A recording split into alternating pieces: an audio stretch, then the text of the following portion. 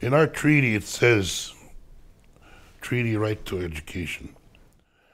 We have the strongest wording of education in treaty across Canada.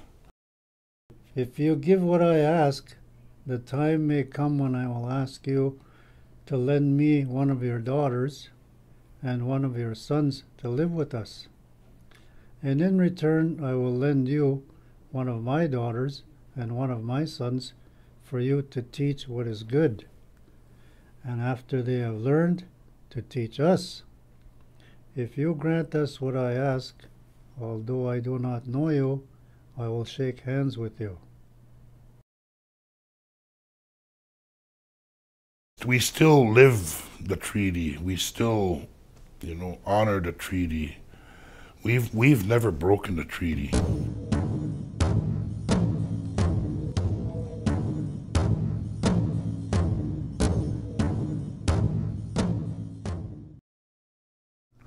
My name is Damian Joseph.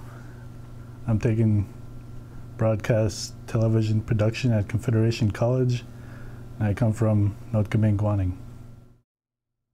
My name is BritneyPaypompee. I go to school at Confederation College in Thunder Bay. My Ojibwe name is Ogaachidinaan, which means boss or chief of all Thunderbirds. I chose that program because I wanted to, it was just for the documentary part that I was interested in, because I wanted to tell the story of my people. I want to open eyes of what is going on the res. Notwithstanding 37 in Whitefish Bay has always been home to me and Brittany. No matter where we go, how far we get away, we always seem to miss it. So we decided to go back for a while.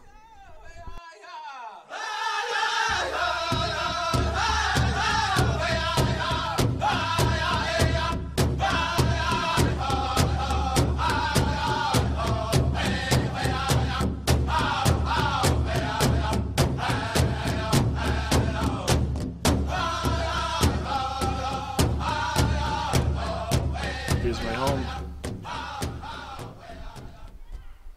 Lived here practically my whole life. Seen a lot of stuff. Did a lot of stuff. A lot of good, bad memories. I feel like I never want to come back here to this reserve.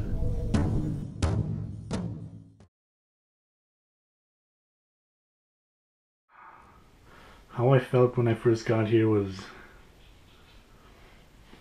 pure excitement, I guess I would call it. I haven't been able to sleep very well since I've been in this city.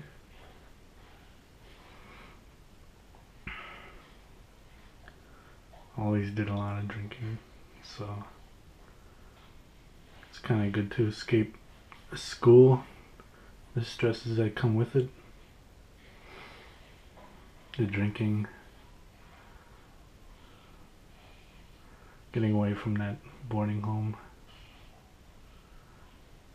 Sometimes gets a little tough not knowing anybody. Bombay High School, as I saw it, was the only way of getting out of reserve for most of us. Me and Brittany went to Bombay.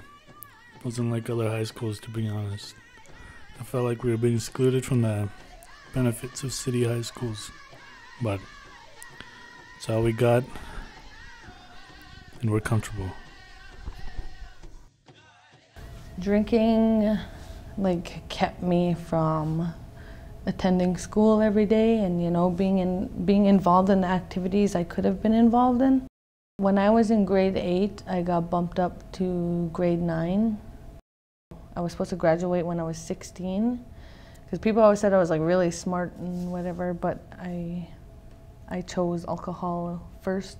It was my first priority at the time instead of school. And yeah, I could have graduated when I was 16. Instead, I graduated when I was 19. I think I'm the only one out of my generation to graduate on time, or 1 year late.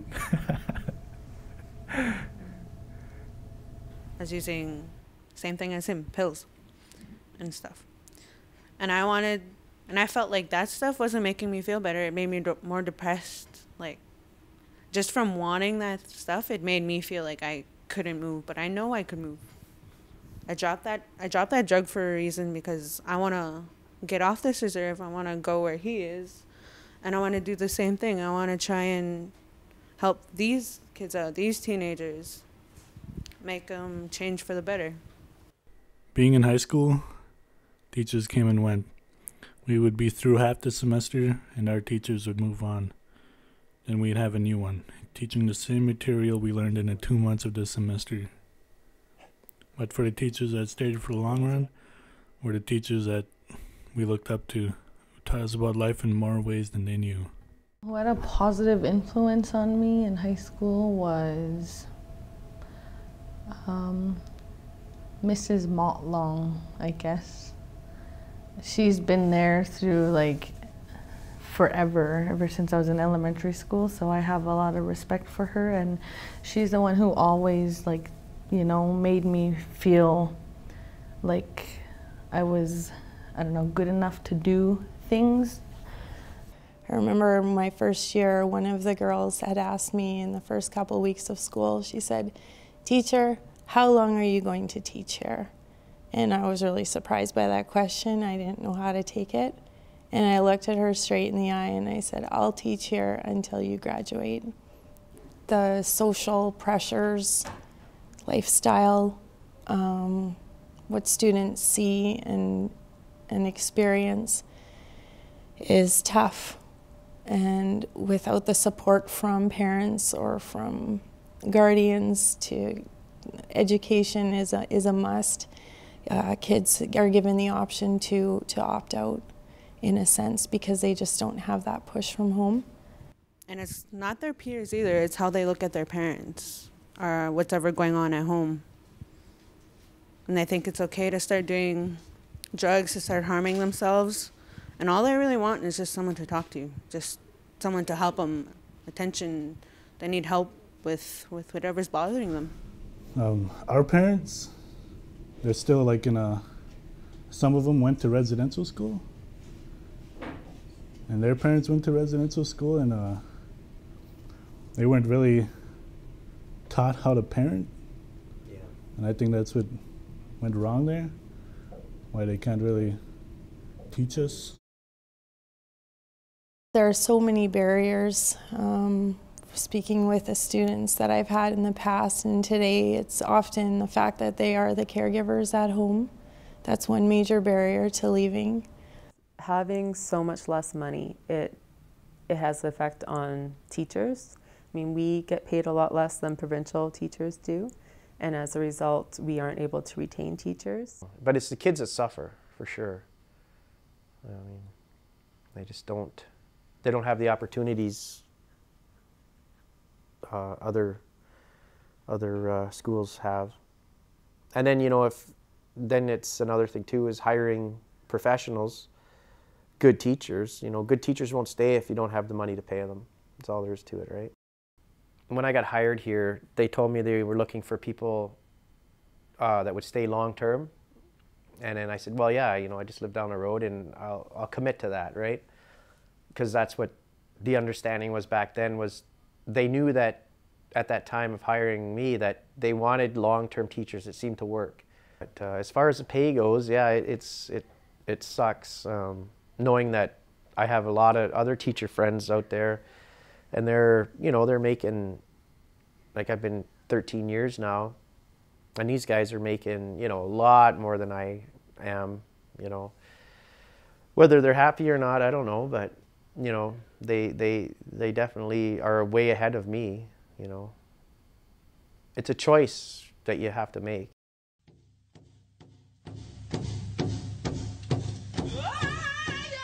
I've never really been taught my language by my family. They would speak it around me, but I wouldn't really know what they were saying.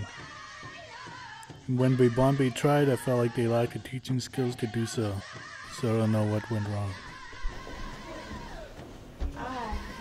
Elders say that the kids are lost because we don't follow our tradition. Like our school used to be filled with brown teachers at one point. Like when I was a kid, there was nothing but like brown teachers. Yeah.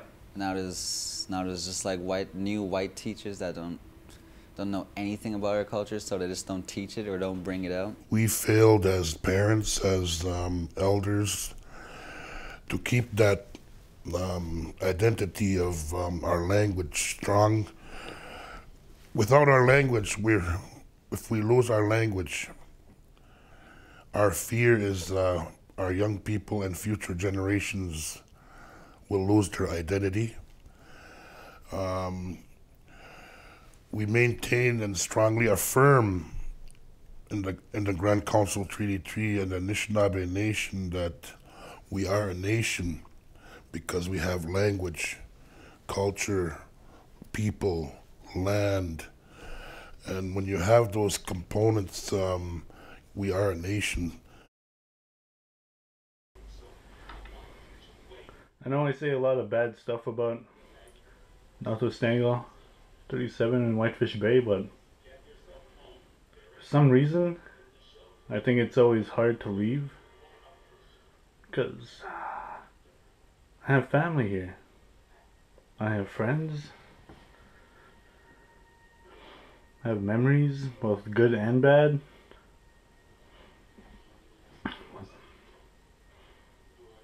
I always seem to forget that whenever I'm away or when I'm here. I always focus on the bad, which is probably why I always say I'm never coming back. Me and Brittany making it to Confederation College against the odds, against all the doubt, is something truly unbelievable. And while we're here and we're fighting, we hope to spark a fire in our people in hopes they can make a difference in themselves too. Do I ever think of going back? Yep. It's my home, so right now I want to go back so I can help people in my community, or even just like the communities around the Kenora area, help them see that there is a world out there, and you know, they can be something and do something with their lives instead of sticking on a reserve, because there's more to that. I don't think I would live there. I wouldn't live on the res permanently. I'll just maybe go for visits, maybe. But when I went back there and people were telling their stories, I felt like I needed to help them. 2010, 2009, my niece was born. So I wanted to set a good example, so I just pulled my shit together and I started doing good in classes so I can make a good role model for my niece and my nephews. My motivation for trying to get a college degree is to motivate other people in my community, like mainly First Nations people, just to let them know that they can do something with their lives, you know, like they don't have to just be stuck on a reserve. And I just want them to become the strong and resilient people that, you know, they can be, that they're capable of being. Like due to the residential schools and stuff, I know that's why that's like mainly why a lot of First Nations go through the problems that they go through today, is because of that. And I just want to change that cycle.